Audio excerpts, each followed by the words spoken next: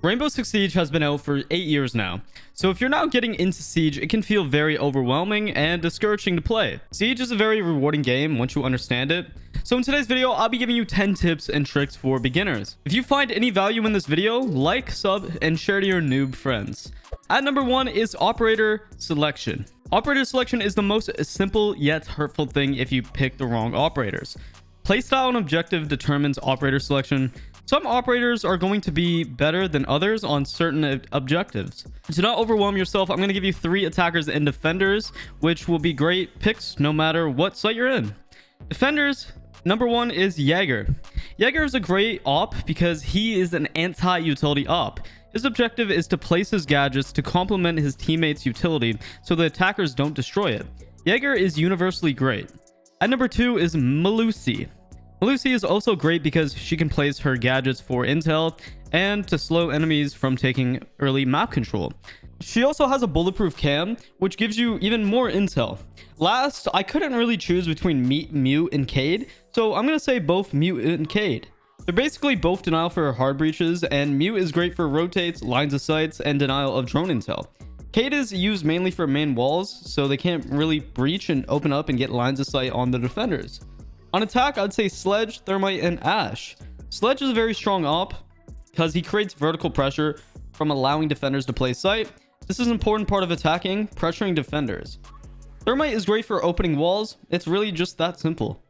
Ash is a great operator to use if you're a fragger who likes to play aggressive and take map control early.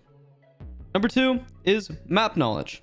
Map knowledge is going to take you a while to learn, so take it a day at a time. Best advice I can give you is to use your compass to learn basic callouts and play a lot of T-Hunt on ranked maps so you can learn angles. Also, just be easy on yourself. It'll take time to learn communication. Number 3 is communication. Communication is an easy yet maybe important thing you can learn. Whether it's a basic yellow ping, using your mic to communicate where you're going to push, / where you see an enemy, or what health the enemy is. Information is most important, and it's how champs and pros have the upper hand on people overall. So just use your mic. I don't care if you sound like a pipsqueak or, a grown man. Don't be scared to talk. Number 4 is reinforcing and barricading. Reinforcing and barricading, yet simple. This is something that you can screw your teammates up if you misreinforce or start barricading random stuff. Never barricade off site at the start of the round.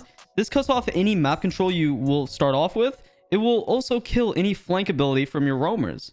In terms of reinforcements, never reinforce the entirety of in-between sites. This will give the attackers protection from any lines of sight that defenders may have, and overall, it just limits you as a defender.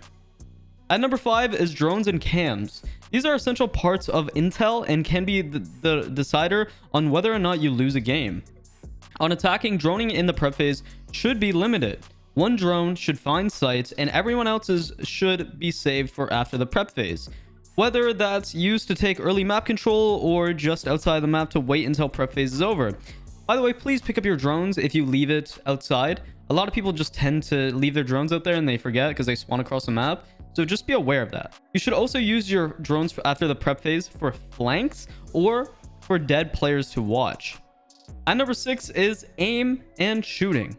Siege added a training grounds where you can practice your recoil control, test different attachments, guns, and try just different sensitivities all around. Spend a lot of time in here because this might be a more tactical FPS game, but at the end of the day, there's going to be a lot of situations where you're literally just going to have to win your gunfights.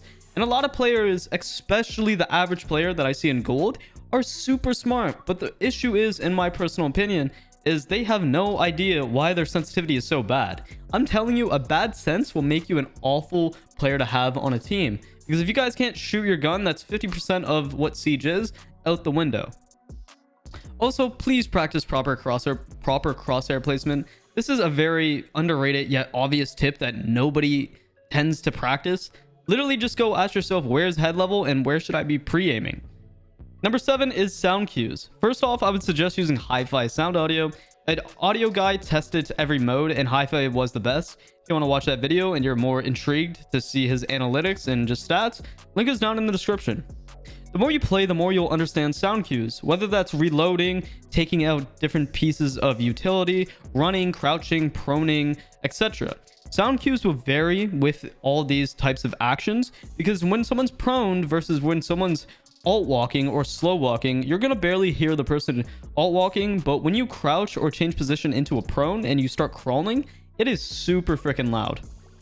That goes the same with putting down any type of utility. For example, placing down ADSs, breach charges, fuse charges, it really doesn't matter. You're really going to hear all of that. Sound is a very good way to really give information for your teammates.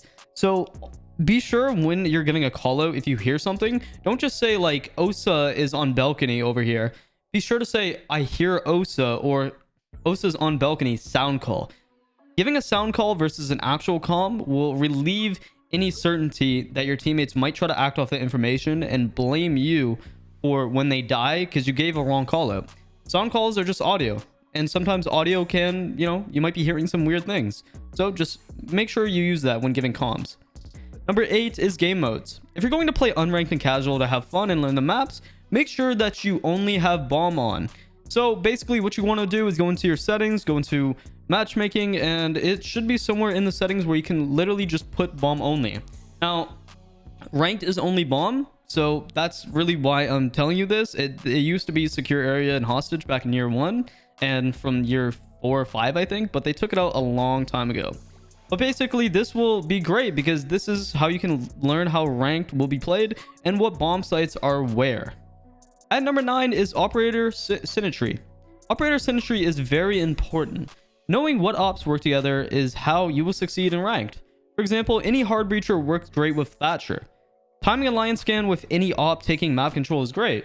Lion and fuse especially is great. Say you throw up a lion scan before you're about to put down a cluster charge, it kind of just gives you information of just where the enemies might be, and it might force them to rotate into another attacker's line of sight when you fuse. So you have to be really aware of what your utility does and how not only can it help you, how it can help your teammates.